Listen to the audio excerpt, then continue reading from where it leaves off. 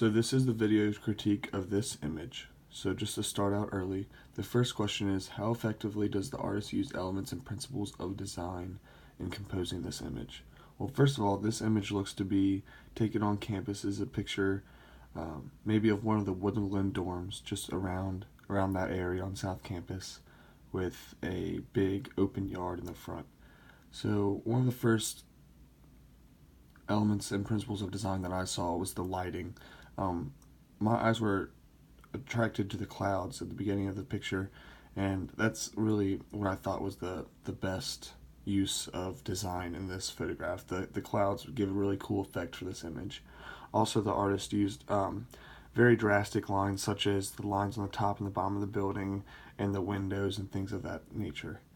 Another element they used was the background and foreground. So the foreground looks to be an empty yard, nothing really going on in the foreground, but in the background seems to be this big monstrous tower kind of casting a shadow into this area, kind of making it seem like it is very empty.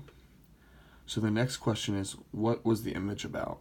To me, this was kind of difficult because I couldn't really tell what the image was about. There wasn't much going on. It was just kind of a picture of a building and the clouds. It seems to me that there's like a love-hate relationship here. Like below the dorm, it's all dark and shadowy, but the sun is trying to come through the clouds. So I feel like there kind of has to be something behind that. Another thing that I think this image represents is openness.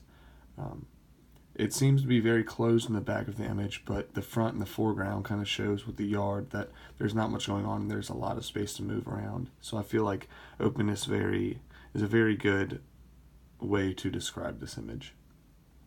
One thing that I would change about this image is maybe the lighting. It kind of makes it hard to see the detail in the dorm and things like that. Also, I would change the fact that there's nothing going on in the yard. I know it's kind of hard for an artist to just ask people to go around there, but I feel like if there are people playing or just walking around or talking, that would add a lot of detail to this image. Other than that, I feel like it was a very good image taken by the artist. A couple things that could use improvement. I think again the foreground. If there were things in the foreground of the image, I feel like that would just add a lot of detail, add a lot of interesting things to this image.